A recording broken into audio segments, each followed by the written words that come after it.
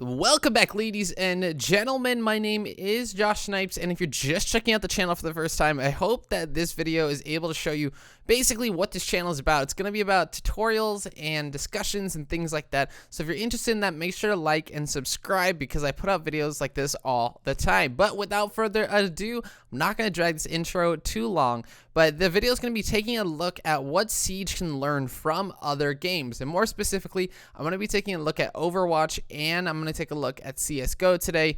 I can't speak so much for the console community or anything like that because there are unique differences between the game that happen in those communities, but I'm going to try to just focus on the systems that we currently have inside of Siege, things like the ranking and how matchmaking works and other things like that. But without further ado, we're going to jump right into it. Hopping right into Overwatch, I'm going to go over sort of issues that we have and then what I think Overwatch can show us at least in ways to do it better. So one of the big issues that I see in Rainbow Six Siege currently is the amount of toxicity that is coming out. And it's either toxicity coming out through chat or through voice chat. Either one, you see a lot, especially against streamers and stuff like that. It happens all the time. I don't even need to post a clip. You probably know exactly what I'm talking about. But the problem is just the general toxicity, and it feels like the community is just out to get people and they don't want to listen. When this is a team-based game, that's the only way you can win.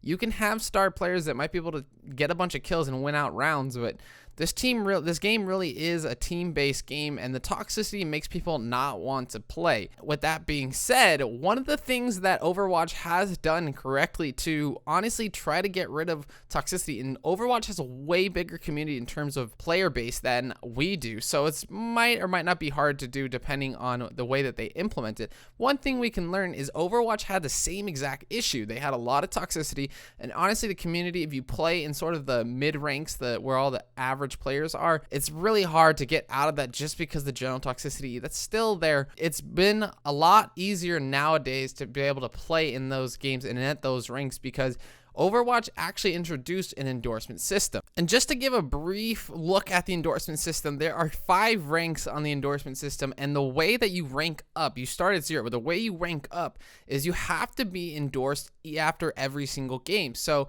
if you have good sportsmanship or you good shot caller or anything like that, you're going to get an endorsement from a teammate and you're going to eventually rank up. But the benefit of that is you end up playing with people who have a higher endorsement, and no one's going to endorse a player that they don't think that really helped. And you can't just endorse every single person. You have to be able, you can only endorse, I believe, 2 to 3 people in total, and that's for the entire game. So if you know that someone on the other team is being really toxic or just talking a lot of crap in chat and you really don't like that, you don't have to endorse them.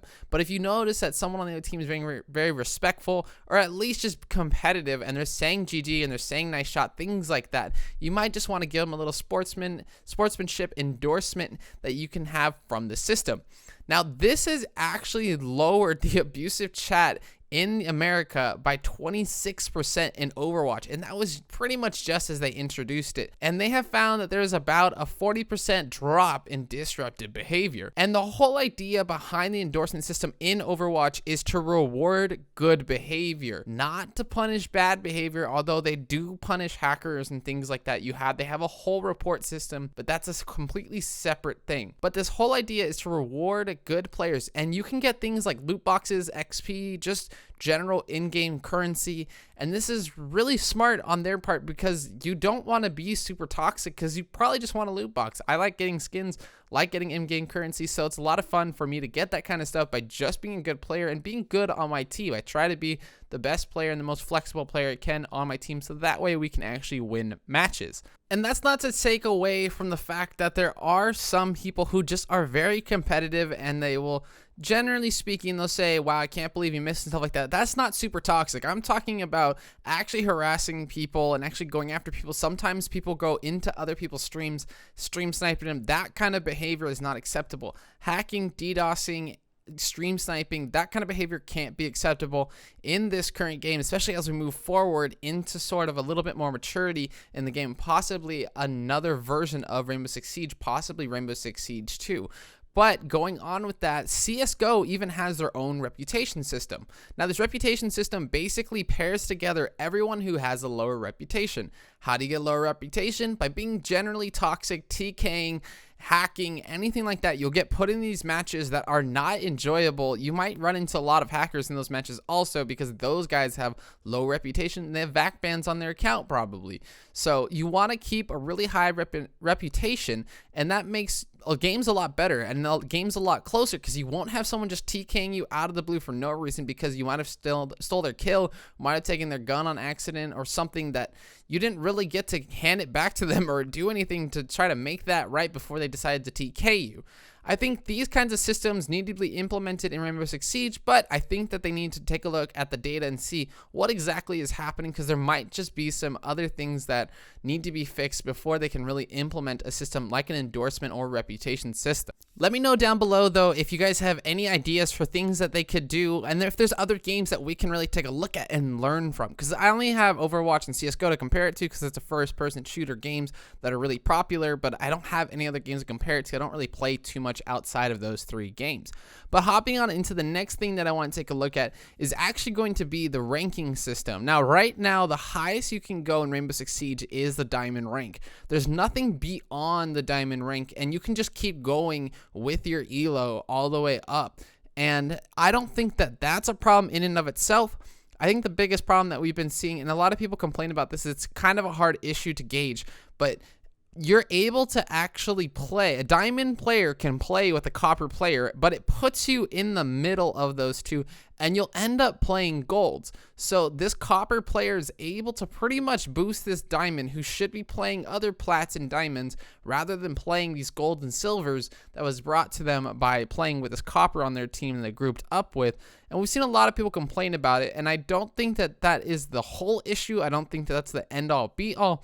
But right now in Overwatch, we'll see that they actually have their own ranking system. It's pretty similar to ours in Rainbow Six Siege. Now, they don't have the whole Plat 3, 2, and 1 kind of deal, but they have the same general Platinum, Bronze, Copper, Diamond, and that kind of stuff. They do have 3 ranks above Diamond, but I think that just has to do with the SR system and the way that they have it happen. Now, if you're in Bronze through Diamond, you can only play with people 1,000 skill rating, like, apart from yours. So if you're at 1,000, you can only play with someone who is in 2,000 or below. You can't go above that, and this is to prevent someone in Bronze playing with someone in Grandmaster, although I'm sure there are ways around this. I haven't run into it just quite yet, but I know that there are definitely ways around it.